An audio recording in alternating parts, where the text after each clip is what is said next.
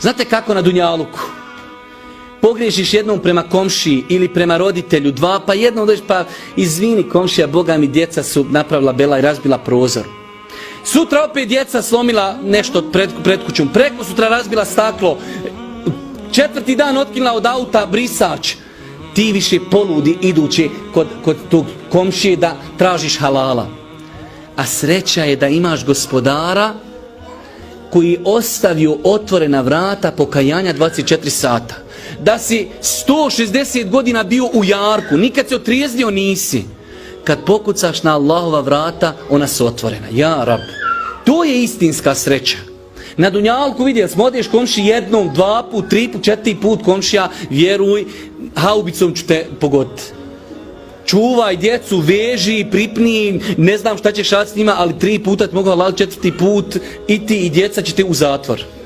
A kod Allaha dželešanuhu, iako ovo nije pozivanje grijesima, ali da si učinio grijeh, pa se pokaješ, pa opet učinio grijeh, pa se pokaješ, pa učinio, pa se pokaješ 100 puta, 1000 puta, sve dok se kaješ ti pobjeđuješ šejtana. Kad rekniš, ja se više ne mogu kajati, nema grijeha, više niko od mene, šejtan tada aplaudira kaj pobjedio sam ga. Ali je to sreća da imaš takvog gospodara. Da je tolika njegova milost, kaže Allah u poslaniku vjerodostojnom hadisu, ovo što vi na zemlji imate je samo jedna milost, a Allah dželešanu je ostavio 99 milosti za sudnji dan. Pa kaže Allah u poslanik, pa kada vidite životinju, kravu ili devu, da digne svoju, kaže, stopu, ne želi da zgazi svoje mladunče, sve to potpada po tu jednu milost. A 99 milosti je za sudnji dan. Pa je to sreća. To je zadovoljstvo, imam gospodara Allaha subhanahu wa ta'ala. Na dunjaluku, ja sam neku noć bio gore u jednom džematu, bili su neki ovdje na dersu. Ja kažem ljudima, mi dosta puta ljude sprečemo da se pokaju.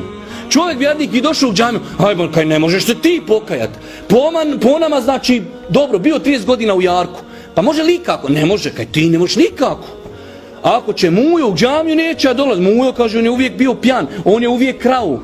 Pa može li kako? Ne može, kaj nikako on se pokajati. A pogledajte Allahovog rahmeta i Allahove milosti. Koliko god da si daleko od Allaha, da je čovjek nevjernik bio najveći nevjernik, odluči da pokuca vrata na Allahu dželešanu na vrata, potpada pod ajet inna Allaha yuhibbu tawwabin. Allah voli pokajnike. Ja Rab. Misliš ti da komši trebaš 5 puta tražiti halala i ima sad neko djelo da te komšija zavoli. Ama ne mogu te zavoliti, paše sam, nemojte vidim očima, nemoj sad više dolaziti, u redu smo. A Allah dželešanu, ako mu se pokajiš, volite. Nakon 60 godina grijeha, to je sreća.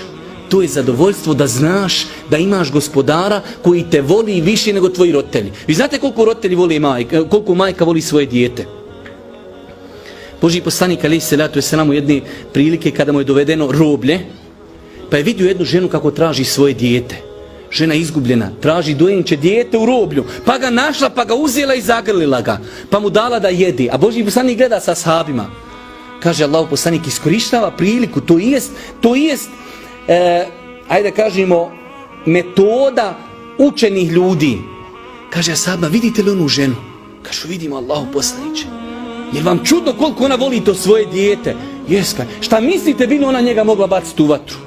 Kaže Allah poslaniče, nemoguće da ga baci, osim da je neko prisili. Kaže, Allah je više milostiv prema svojim robovima nego ona majka prema onom djetetu. A u Kur'anu Allah dželešanu kaže na 2 mjesta, nemojte ubijati svoju djecu. Kome se obraća? Obraća se meni i tebi da svoje dijete ne ubijemo. Pa je Allah milostiv prema našoj djeci više nego mi prema njima, jer nam treba, kaže Allah, وَلَا تَقْتُلُوا أَوْلَادَكُمْ, nemojte svoju djecu, nije rekao nemojte komšinu djecu. I ljudi danas abortusom i na razne druge naše ubijaju svoju djecu. Pa Allah voli tu djecu više nego njihovi roditelji. To je sreća. Da znaš da imaš gospodara koji te voli više nego tvoja mama i babo.